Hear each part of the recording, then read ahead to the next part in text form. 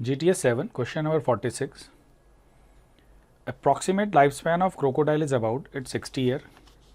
ये जो एज वाला टॉपिक है आपको एनसीईआरटी से करना है, वहाँ कुछ एनिमल्स की प्लांट्स की एज मेंशन है। इवन एक और चीज़ आपको वहाँ से करनी है जो वहाँ पे क्रोमोसोम के नंबर मेंशन है कुछ ऑर्गेनिज्म्स के। फिर है question 47, mark the correct statement for asexual reproduction. Offspring uniparental हैं, ये बात सही है। Offspring is produced by a single parent with और without involvement of gamete formation, ये भी करेक्ट है। ऑफस्प्रिंग बायपेरेंटल है और यहाँ गैमिट फ्यूजन होता है, ये दोनों स्टेटमेंट रॉन्ग है। तो 47 का आंसर हो जाएगा 1 A and B। Identify the figure. Notice करो ये फिगर है जेम्यूल इंटरनल बड जो पॉरीफर्स में होती है, और इसके लिए स्पेशल पॉइंट ये है कि अक्सर बडिंग फेवरेबल कंडीशन में चलती है, बट पॉरीफर की इंटरनल बडिंग अनफेवरेबल कंडीशन में होती है। Mark the incorrect statement. Scrotum provides 0.5 से 1 degree Celsius less temperature than body. Each testis is about 2 to 3 centimetre long. Sertoli cells undergoes meiosis to produce sperm. Leydig cells releases gonadotropins। आप notice करोगे चारों statement गलत हैं। Scrotum 2.5 degree less temperature provide करता है। Testis की length 4 to 5 centimetre होती है। सर्टोली सेल मियोसिस नहीं करती हैं और लेडिक सेल से टेस्टोस्टेरॉन आता है। तो यहाँ चारों ही स्टेटमेंट गलत हैं। So answer is 4। Ejaculated duct is form by union of, it's formed by union of vasa differentia and seminal vesicle, और ejaculated duct about 2 सेंटीमीटर होती है और जाके मर्ज होती है प्रोस्टेट ग्लैंड में, और यहाँ पे 2 ejaculated duct होती हैं। नॉर्मल काउंट ऑफ स्पर्म पर ml इज, आप नोटिस करो यहाँ गलती होने की प्रोबेबिलिटी है। नॉर्मल काउंट ऑफ स्पर्म देखते ही स्टूडेंट मार्क कर देते हैं 300 मिलियन, बट आपसे पूछा गया पर ml। जो 300 मिलियन होता है वो पर इजेकुलेशन होता है, जो 3 to 4 ml होता है। तो पर ml अगर लिया जाता है तो वो 80 to 100 मिलियंस होता है। तो यहाँ बेस्ट ऑप्शन हमारे पास है 100 million.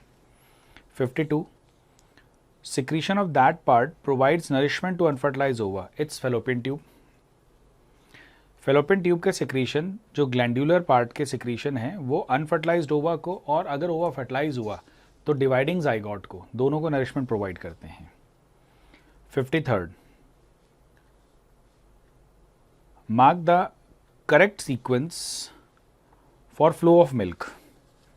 It's first in given option में यहाँ पे हमें mammary duct, then ampulla, then lactiferous duct, ये बेस्ट आंसर हो जाएगा। 54, colostrum is the first release milk which is rich in its IgA।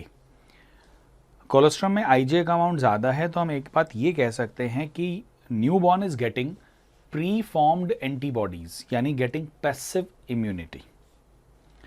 55, after spermiogenesis sperm had become embedded in Sertoli cells and are finally released from seminiferous tubules by the process called, this process is called spermiation। Sperm development के time पे Sertoli cell से nourishment लेने के बाद they move out from the seminiferous tubule. तो this process of moving out is called spermiation. Mark the correct statement. In oogenesis first meiotic division completes before ovulation, that's correct. In oogenesis first meiotic division completes after ovulation, नहीं। तो हमसे correct पूछा गया, हमारी first correct है। In oogenesis first meiosis completes during fetal life। हम ऐसा कह सकते हैं fetal life में फर्स्ट meiosis स्टार्ट हो जाता है बट कंप्लीट नहीं होता है। और फर्स्ट meiotic डिवीजन सिनगैमी के टाइम पे कंप्लीट होता है, रॉन्ग। सिनगैमी के टाइम पे सेकेंड meiotic डिवीजन कंप्लीट होता है। Question 57, fertilisation can only occur if the ovum and sperm are transported simultaneously to its ampullary isthmic जंक्शन। Primary oocyte completes its meiosis 1 in its in tertiary follicle। Primary oocyte जो diplotene stage पे अटका होता है वो अपना meiosis 1 पूरा करता है tertiary follicle में। Finger like projections appears on trophodum called, these are called chorionic villi, जो अटैचमेंट प्रोवाइड करती हैं, नरिशमेंट एब्जॉर्ब करने में हेल्प करती हैं, और इवन एंडोक्राइन एक्टिविटी शो करती है और इनिशियल हार्मोन HCG रिलीज करती हैं। Mark the correct statement. Scientifically it is correct to say that sex of the baby is determined by father, that's correct. अगर हम मदर साइड से लें तो मदर साइड से हमें 22+X मिलता है, फादर साइड से 22+X और 22+Y के गैमीट्स मिलते हैं। ये डिफरेंट स्पर्म हो गए, मतलब मैं क्या कह सकता हूं, female is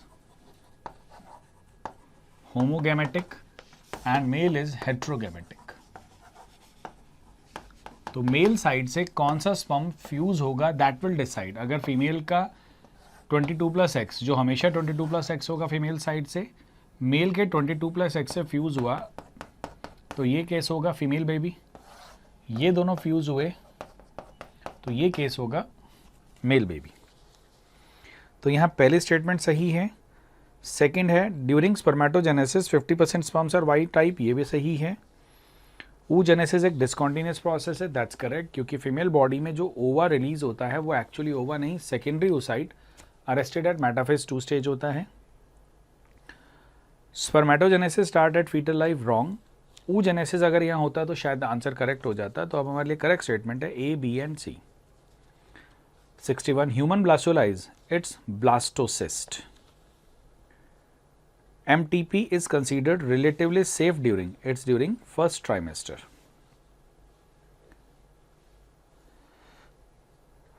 Find the true and false statement. According to the 2001 census report, the population growth rate was still around 1.7%. ये स्टेटमेंट सही है और नई NCERT के अकॉर्डिंग ये वैल्यू 2.0 हो चुकी है। मैंने आपको क्लास में नोट कराया था, तो आपको जैसा ऑप्शन मिला वैसा आंसर मार्क करोगे। Mala D is non steroidal contraceptive pill, नहीं, Mala D steroidal contraceptive pill होती है। Family planning programme was initiated it was in 1951। Emergency IUD should be implanted 72 hours before the coitus, wrong. तो यहाँ पे B, C, D wrong है। इस respect में in given option में A हमारे लिए यहाँ करेक्ट है, तो आंसर हो गया हमारा सेकंड।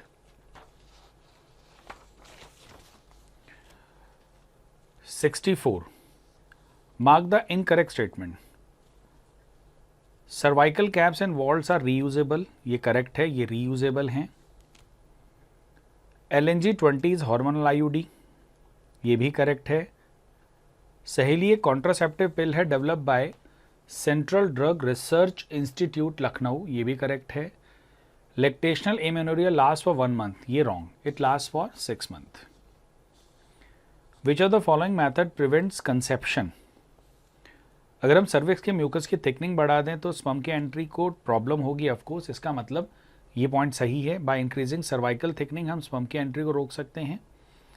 बाय प्रिवेंटिंग ओवुलेशन, ये भी करेक्ट है। और यूट्रस को अगर अनफिट कर दें, ये भी करेक्ट है। तो प्रेगनेंसी रोकने के तीनों तरीके करेक्ट हैं, तो आंसर हुआ A, B and C।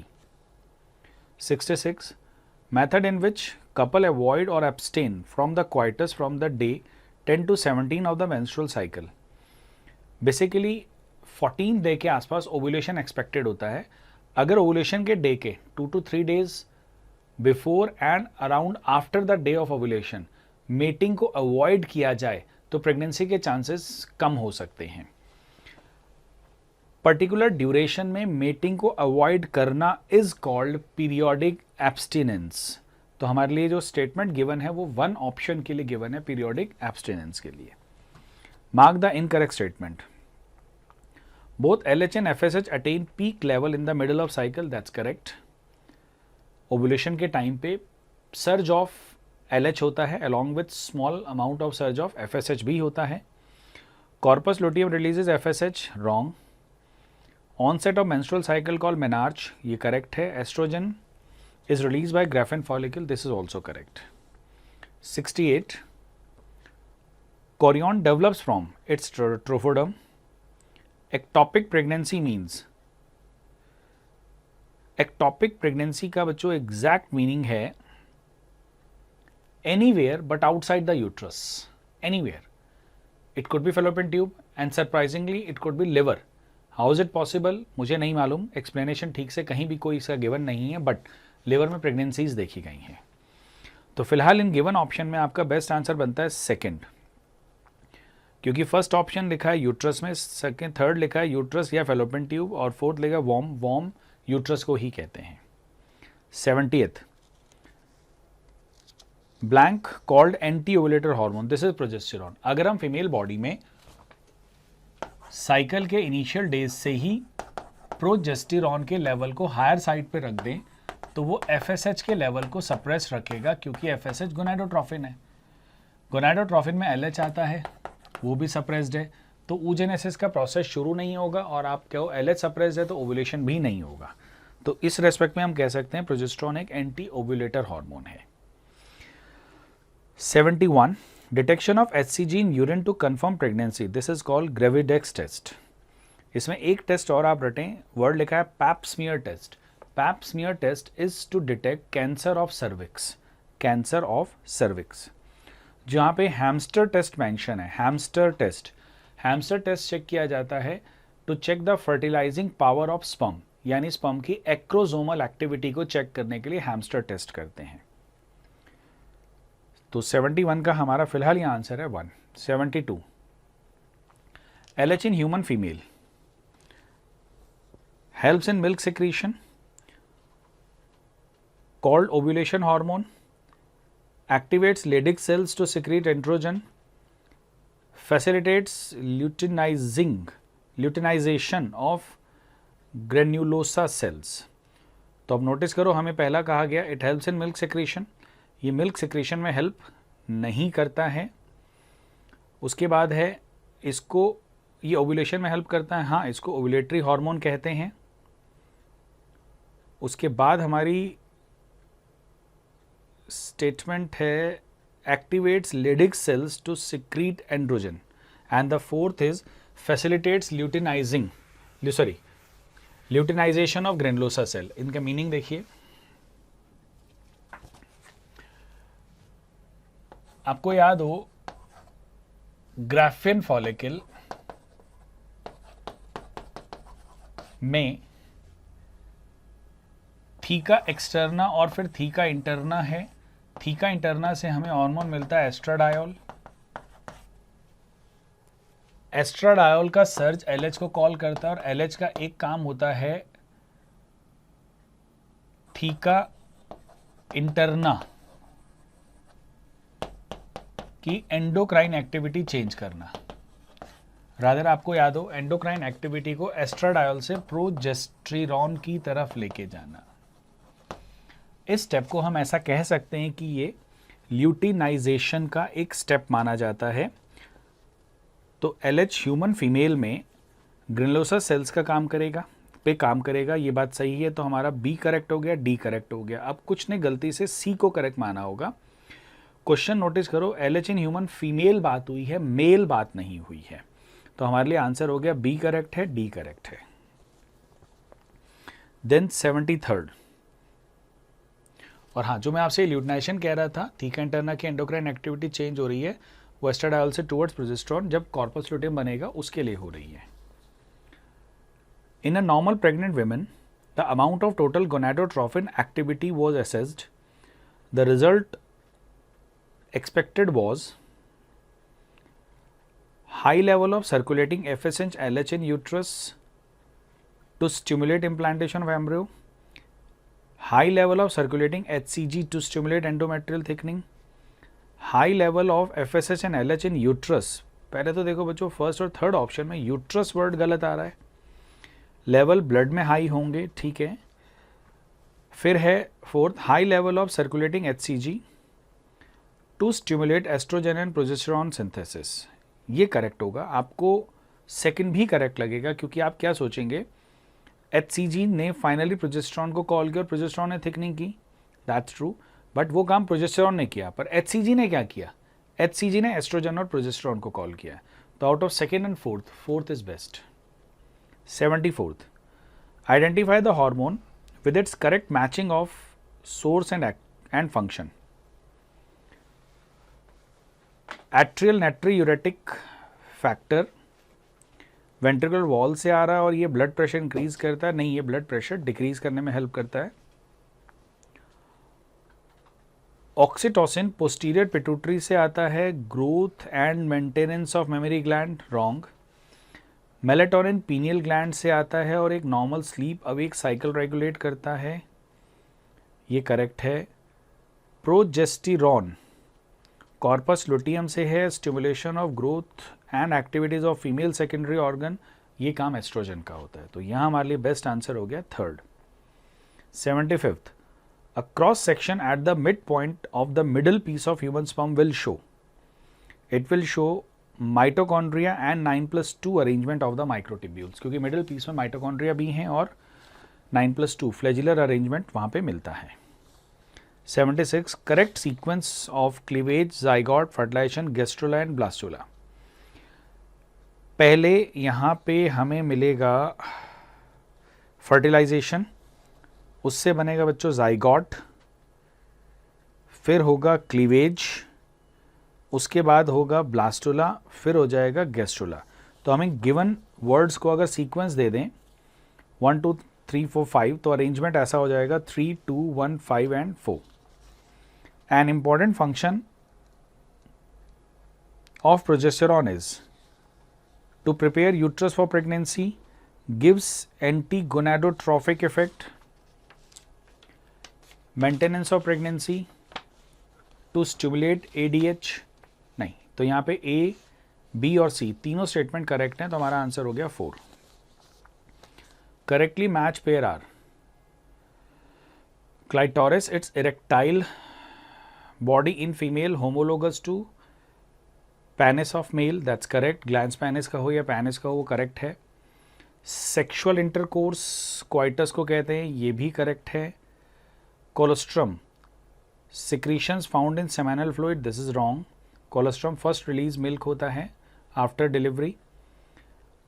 Areola, the pigmented circular area around nipple, that's also correct. तो यहाँ पे A, B and D correct है। 79, seminal plasma in human is rich in, it's fructose and calcium. 80th, ploidy of second polar body is equal to, इसके लिए आप थोड़ा सा meiosis का कंसेप्ट देखिए।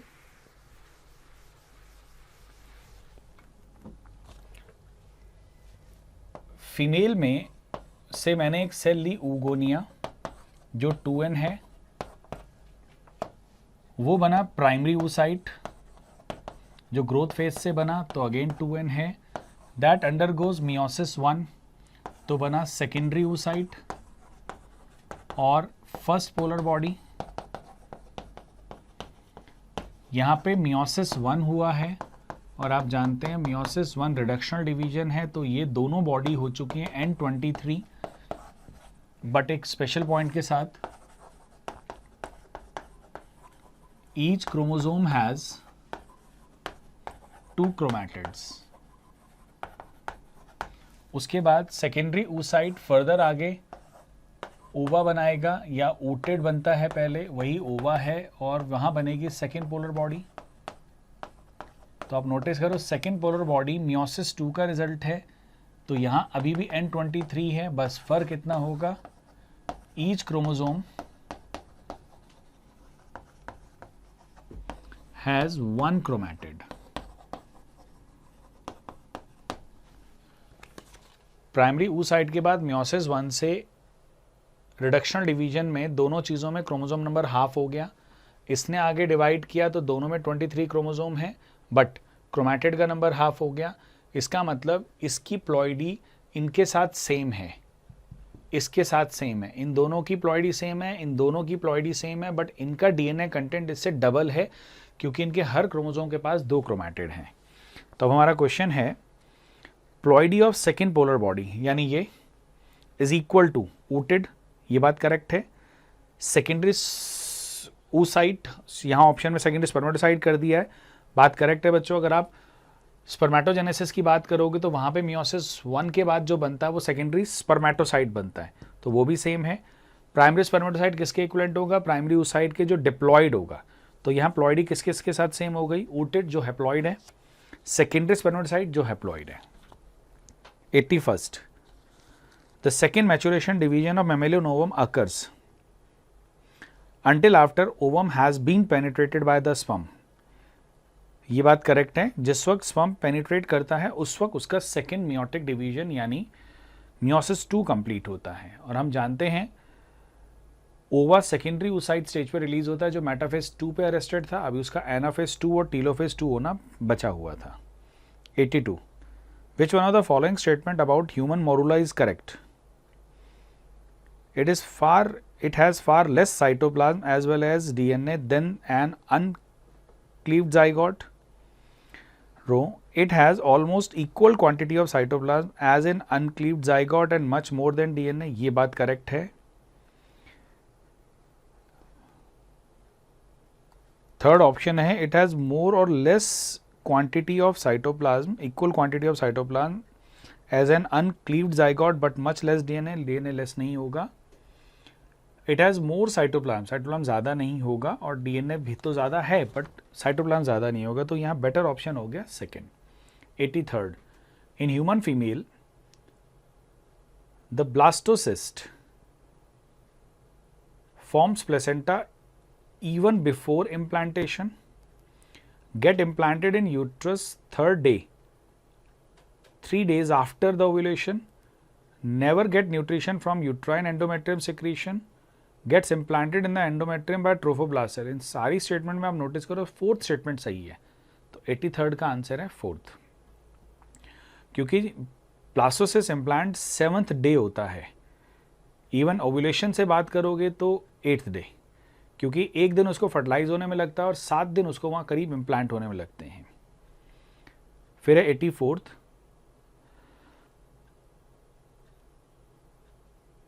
Signal from fully developed foetus and placenta ultimately leads to parturition which requires a release of oxytocin and oxytocin from maternal pituitary. 85th. If the size of a fertilized egg is compared with the size of its blastula and gastrula stages, which of the following observation will be correct? There is progressive increase in size from the zygote to blastula to gastrula. Wrong. Morula बीच में एक stage आती है जहाँ पे size decrease होता है या बराबर रह जाता है, प्रोग्रेसिव इंक्रीज नहीं होता. All three will be of same size. Wrong. Zygote will be smaller while blastula and gastrula will be larger. Gastrula will be larger while zygote and blastula will be of same size. Well, gastrula large है ये confirm है. blastula more or less equal होता है या slight large हो सकता है. तो आप equal को priority दोगे क्योंकि हम morula को छोटा मानेंगे. यानी अब आप क्या समझोगे, zygote के बाद morula, morula का साइज zygote से थोड़ा छोटा है या इक्वल है, बट प्रायोरिटी आप छोटे को दोगे. दोनों आते हैं तो छोटे को स्मॉलर को दोगे. ब्लास्टुला का साइज इक्वल या लार्ज, इक्वल लार्ज दोनों ऑप्शन अवेलेबल हो सकती हैं. तो आपको प्रायोरिटी उसको इक्वल को देनी है और गैस्ट्रोला को उसका लार्ज साइज बताना है.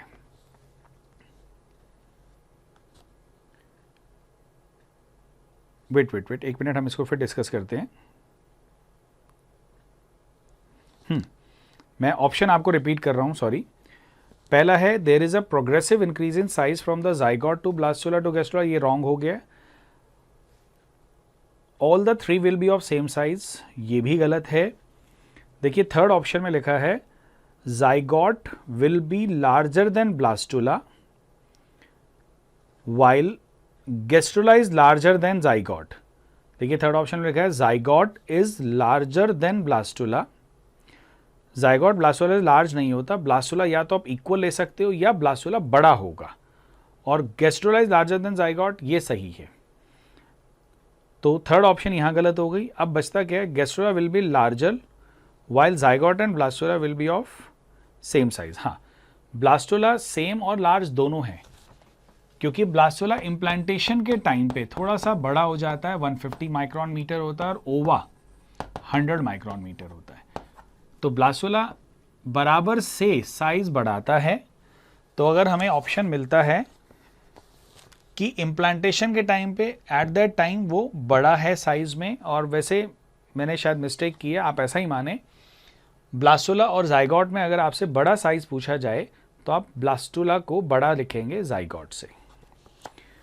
देन है 86, if a germ cell in a female gonad and a germ cell in a male gonad are undergoing meiosis simultaneously, what will be the ratio of ova and sperm produced? आप जानते हैं female body में oogenesis में एक ही ओवा मिलता है, तो एक जर्म सेल से एक ओवा मिलेगा, स्पर्मेटोजेनेसिस में 4 मिलेंगे, तो 1:4 ऑप्शन हो जाएगा। Third answer 87, match the following with correct combination. Hyaluronidase match हो जाएगा बच्चों फर्स्ट के साथ, acrosomal reaction. Corpus luteum match होगा प्रोजेस्टेरॉन के साथ, आर। गैस्ट्रुलेशन मैच हो जाएगा क्यू के साथ, मॉर्फोजेनेटिक मूवमेंट्स। डी है कैपेसिटेशन मैच हो जाएगा टी के साथ, इट्स स्पर्म एक्टिवेशन। और कोलोस्ट्रम हो गया एस, जो मेमरी ग्लैंड से आने वाला मिल्क है। तो यहाँ पे आंसर हो जाएगा हमारा second. 88, acrosome is formed by its Golgi bodies. 89, following statements are given regarding MTP. Choose the correct options. MTP is generally advised during first trimester. ये correct है. MTP are used as a contraceptive method. This is wrong. Contraception नहीं कह सकते, medical termination of pregnancy ज़रूर है।